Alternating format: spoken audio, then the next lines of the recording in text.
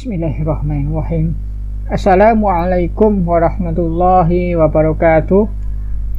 Berjumpa lagi bersama saya Arnanda Aji Saputra di tutorial bedah SPSS 25. Kali ini kita telah menginjak kepada uji normalitas ya, termasuk salah satu uji asumsi klasik yang wajib dilakukan oleh regresi berganda maupun regresi sederhana. Uji normalitas ini ada 3 sistem biasanya yang digunakan oleh teman-teman yang skripsi. Adapun tatkala kita membedah ya ada banyak ya, tapi tatkala kita merujuk kepada teman-teman yang skripsi biasanya ada 3 yang digunakan. Yang pertama yang paling sering adalah p-plot. Yang kedua adalah histogram, dan yang ketiga adalah metode Kolmogorov-Smirnov. Nah, untuk p-plot itu kita akan membahas pada video kali ini. Yang dimaksud p-plot adalah kita melihat sebaran daripada residual model regresi ini. Ya, jadi kita melihatnya adalah pada residual model, ya, bukan kepada satu data per data, tidak, tapi residual daripada model ini, apakah dia tersebar tersebar secara normal ataukah tidak. Tatkala kita melihat bahwa normalitas ya dengan p-plot itu tersebar secara normal, maka di sini ada sumbu Y ya, di sini ada sumbu X. Nah, di sini pula kita akan melihat sebuah diagonal ya, di mana diagonal itu ada titik-titik yang menyebar. Kalau titik-titik ini merapat kepada diagonal dan sesuai dengan sesuai dengan diagonal yang ada, maka dia dikatakan normal. Tetapi apabila ada yang menjauh ya, ada titik-titik yang menjauh, maka diperkirakan dia ya, atau diprediksi dia tidak normal. Nah, kenapa kok saya bilang diprediksi? Karena memang untuk scatter plot ini ada yang persepsinya itu berbeda tatkala kita melihat titik-titik residual itu. Nanti kita akan melihat lebih lanjut ya. Oke, ini ada data Y sebagai dependennya atau terikatnya, dan X1, X2, X3 sebagai independennya ya, bebasnya. Bagaimana cara menampilkan p-plot? Kita klik dulu analyze, kemudian kita klik regression, kita masuk ke linear. Yang dependen kita masukkan ke dependen, yang X1, X2, X3 kita langsung masukkan ke independen semuanya ya. Kemudian ini kita tekan plot.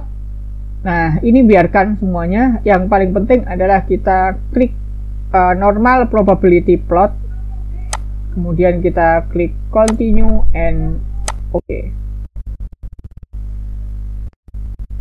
Nah, sudah muncul beberapa data. Yang paling penting kita adalah melihat ini ya. Nah, kita melihat p-plot ini. Nah, tatkala kita melihat p-plot ini ya, maka ada beberapa persepsi. Kalau kita melihat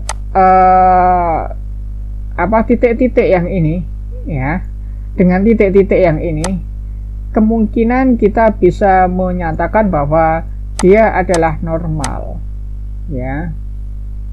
Ini pun juga demikian, kita bisa kita bisa memprediksi ini normal, tapi belum tentu dengan titik-titik yang ini ya. Apakah ini normal ataukah tidak? Kalau saudara menyatakan iya normal karena ini mengikuti garis diagonal, tidak ada yang ada titik sini, titik sini, titik sini, nggak ada, semuanya mengarah kepada sini ya. Tetapi ada kalanya kasus tatkala titik-titik ini ada tersebar 1 titik di sini atau mungkin 5 titik di sini ya.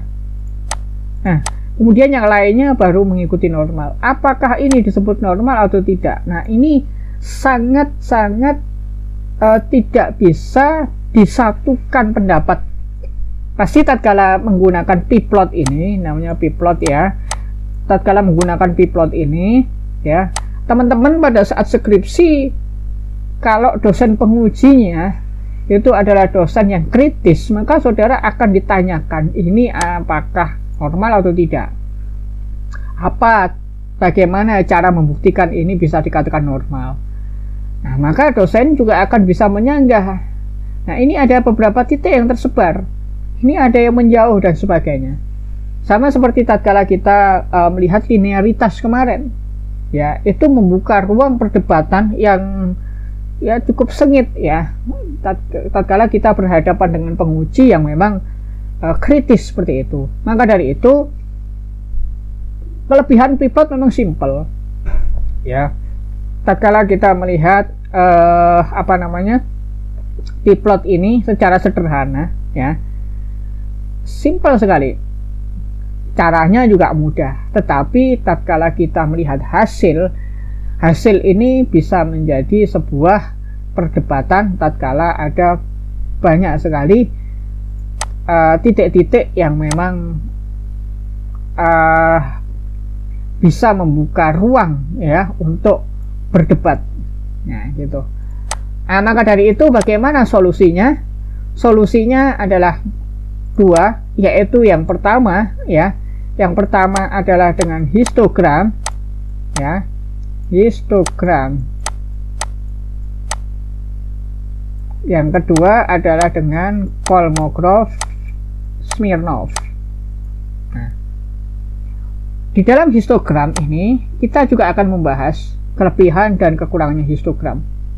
Kolmogorov-Smirnov juga demikian, kita akan membahas kekurangan dan kelebihannya, termasuk karena ini IBM SPSS 25, maka Kolmogorov-Smirnov biasanya juga ditambah dengan Monte Carlo ya, Monte Carlo.